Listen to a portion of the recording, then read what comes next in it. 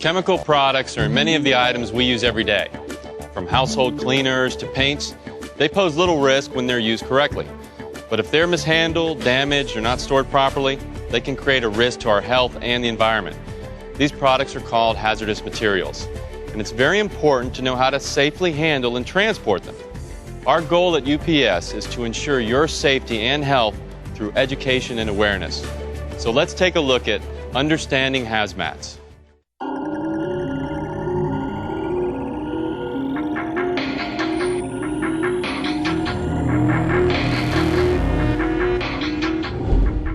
Hi everyone, I'm Ken Peterson, and welcome to Understanding Hazmats. UPS delivers millions of packages every day. Although most are harmless, there's a small percentage that do contain hazardous material, also known as hazmats. Today, we'll explain how to safely handle and transport hazmats. You'll also learn how to identify hazmats as well as what to do in an emergency. So let's get started. First up, what is a hazmat? Regulatory agencies define a hazmat as a substance or material capable of posing a significant risk to health, safety, and property when transported in commerce. Now, there are 9 categories or classes of hazardous material. They're labeled with a special diamond hazard label that is coded by color, symbol, class, and division. Each of these classes has substances that may be allowed and may be prohibited in the UPS system. To help us understand the classes, we have a couple of experts to demonstrate what some of them are. Hi, I'm David Messina. And I'm Jessica Nolan. Take a look. What do fireworks and gunpowder have in common? These are examples of Class 1 explosives. An explosive is a compound or mixture that can have a chemical reaction or combustion if it's subjected to heat, friction, or shock. And almost all explosives are prohibited in the UPS system, except things like safety fuses, toy caps, and flares. That'll come in handy on a dark road somewhere. Class 2 hazmats are gases which can be poisonous, flammable, or non-flammable. These include certain aerosols, refrigerant gas, and fire extinguishers. Some of these materials can ignite or explode under certain conditions, so they're transported in special pressurized containers. Class 3 refers to flammable and combustible liquids, like acetone, adhesives, and some paints.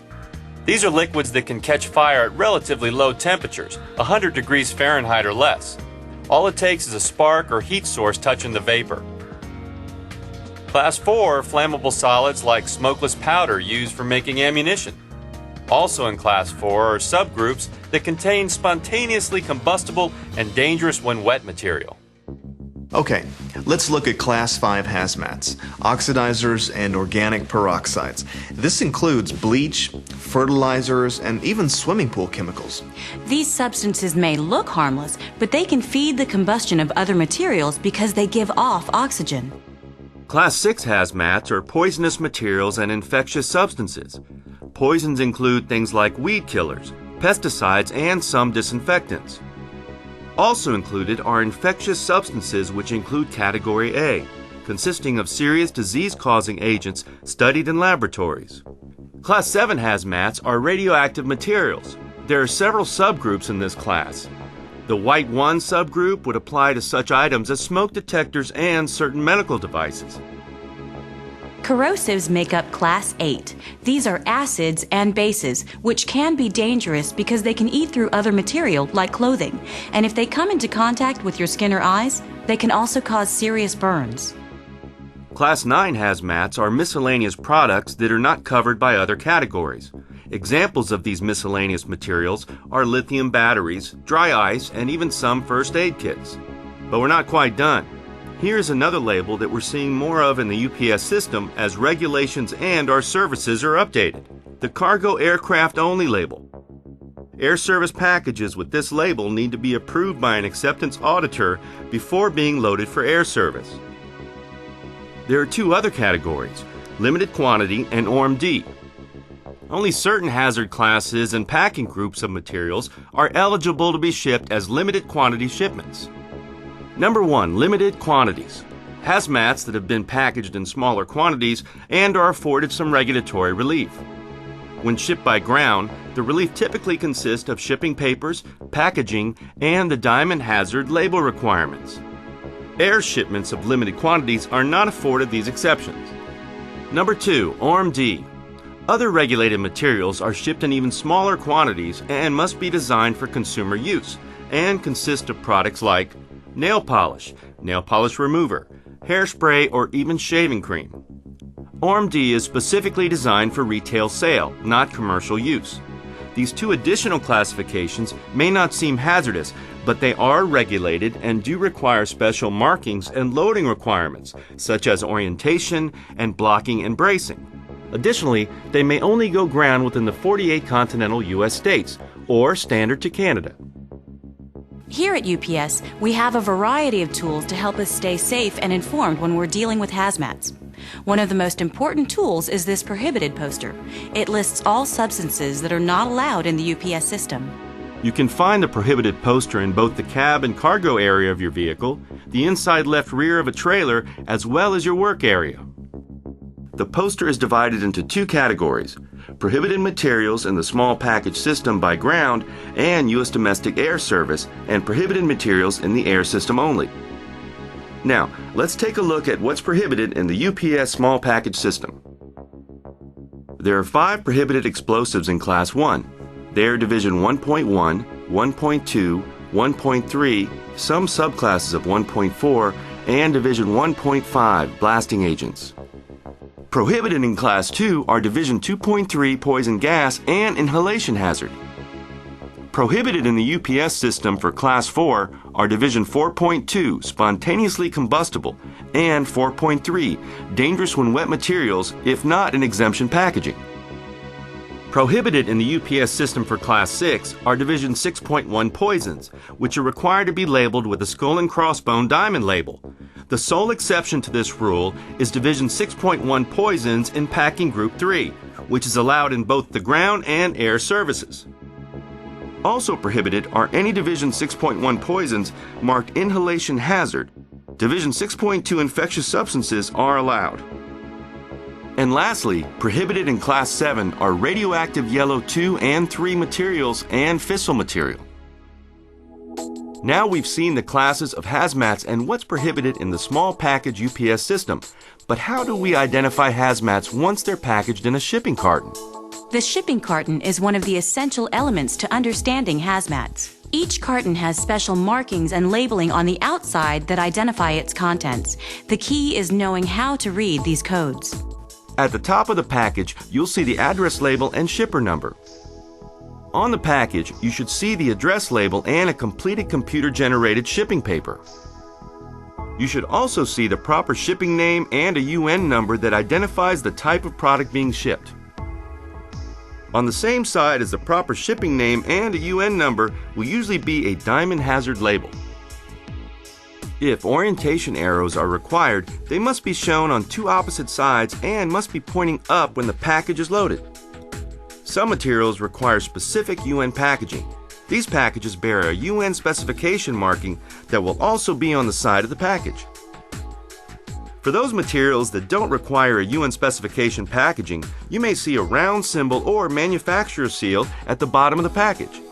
This will let us know if the box meets UPS package burst strength and edge crush requirements. Now that we know how to identify hazmats, let's look at how a hazmat package moves through the UPS system. Since safety is key, UPS procedures are designed to protect our employees and equipment and to be in compliance with the regulations. From shipper preparation to handling through the UPS system to final delivery, everyone plays an important role.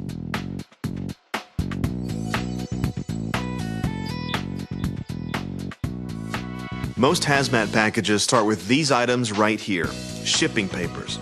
These multi-part papers are prepared by the shipper and must be computer generated. Some items that will not have shipping papers are small quantity exceptions and limited quantity ground shipments in the 48 continental United States. These are generally consumer products for retail sale, like nail polish. While we offer a ground price-based service to Alaska, Hawaii, Puerto Rico, and Avalon, California, these packages must of course travel by air, so they require shipping papers and an air service level. Also, shipping papers are required for all limited quantity shipments by air. Remember, shipping papers must be computer generated. UPS does not accept handwritten shipping papers from customers. Only the package reference and signature date fields can be handwritten. The shipper is also responsible for filling out a shipper certification or hazmat manifest. This is an extremely important document that details every hazmat shipment. The shipper certification must remain in the cab of the vehicle from the pickup point to the UPS facility. And drivers, the shipper certification does not take the place of the pickup summary barcode, but is required additional documentation. All hazmat packages must be shipped in a new or like-new carton. And all packages must be sealed so the carton will remain closed and the contents inside are securely contained. A shipper can use any taping method authorized for the package as long as it doesn't block out required markings or labels.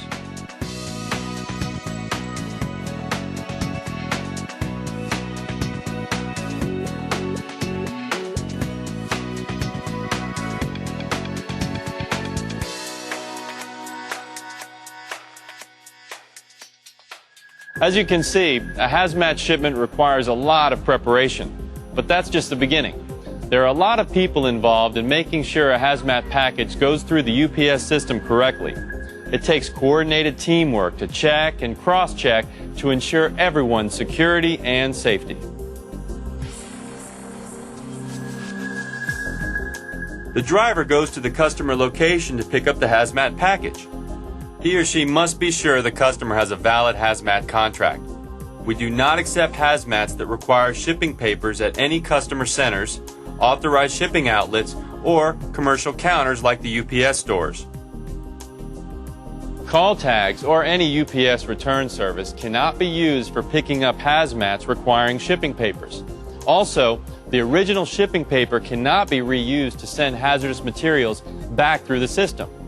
UPS has special procedures for returning damaged hazardous material shipments that we'll cover later in this program.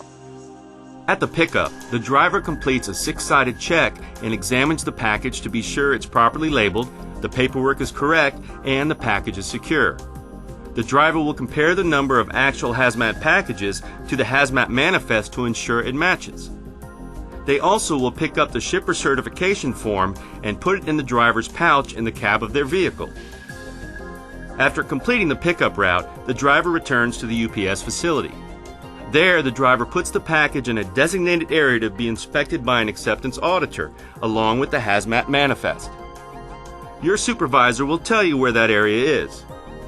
Remember, if you pick up 5 hazmats, you must drop off 5 hazmats. An acceptance auditor is someone who is qualified to inspect, accept, or reject a hazardous material package. The acceptance auditor must physically confirm the packaging, marks, labels, and shipping papers are acceptable based upon compliance with UPS policies and applicable regulatory requirements.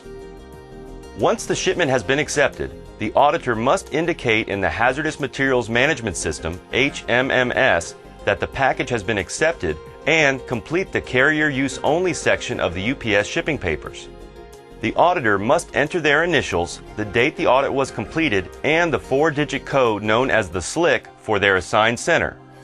The package is then permitted to enter the UPS transportation system. Remember, the auditor's initials, date, and SLIC code are the signal that the package is accepted and permitted to be moved through the UPS system. Once the package is in the system, it is routed to an outbound trailer.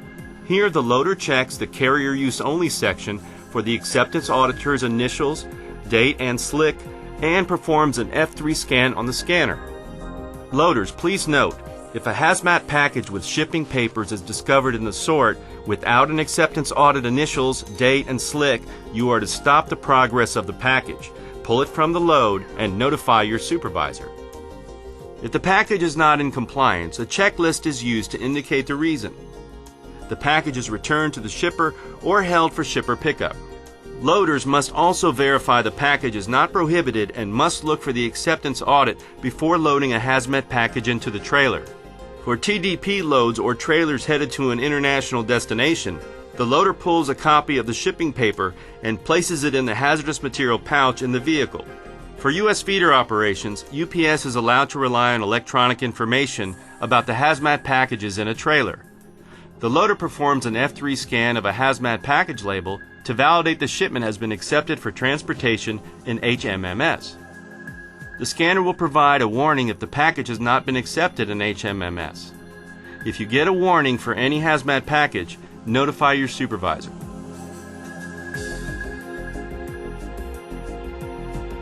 When the trailer reaches its final UPS facility destination, the preloader will load the package in the package car using the shipping papers affixed to the package. He will check the acceptance audit information and pull a copy of the shipping paper for the driver by placing it in the shipping paper pouch. The driver then delivers the package to its final destination, and upon completion of the hazmat delivery, discards the corresponding shipping papers. Now, there are a few different rules for international shipments. International shipments require a shipper's declaration for dangerous goods. They'll also have a completed red and yellow acceptance audit sticker. A copy of the declaration will be folded and placed in the pouch instead of the usual shipping paper. Today, security has become a top priority. And one of the most important elements to safety is being aware of your surroundings and following specific security procedures. So here at UPS, we've made sure our security procedures are in compliance with all applicable regulations to protect the safety of our employees and the general public.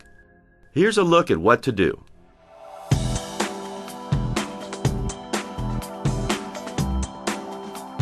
Drivers, if you suspect a hazmat package is not prepared correctly, or that a package may contain hazmats even though it is unmarked, ask the customer about it prior to loading it into your vehicle. We must continue to stay alert for potential undeclared hazardous materials. Should you have suspicions about any package on your vehicle, bring it to a supervisor's attention upon your return to the UPS facility. Be alert to suspicious shipping behavior. Know your shippers. If you become suspicious of a customer's shipping activity, alert your supervisor and explain your concerns. We will consult district security to determine the appropriate steps to respond to your suspicions. Look out for threatening statements made by a customer or written on a package, absence of a standard UPS tracking label, misspelled words on the address label, packages addressed to a title only, not to a specific person. Also, remember to secure your vehicle each time you exit the car. Bulkhead and rear doors of package cars must be locked at all times. CPU trailers must be locked and seal procedures followed at all times. Vehicle keys must be in your possession at all times, and no one is allowed on UPS vehicles other than UPS employees. We've just covered a general overview of hazardous material. There are 9 classes of hazmats as well as 2 additional categories, limited quantity and ORM-D. Each class of hazmats has products allowed and prohibited in the UPS system. To find out what's prohibited, check the prohibited poster in the cab and cargo area of your vehicle. Now that we covered the overview, let's move on to the next module, which has the procedures and responsibilities of hazmats specific to your job.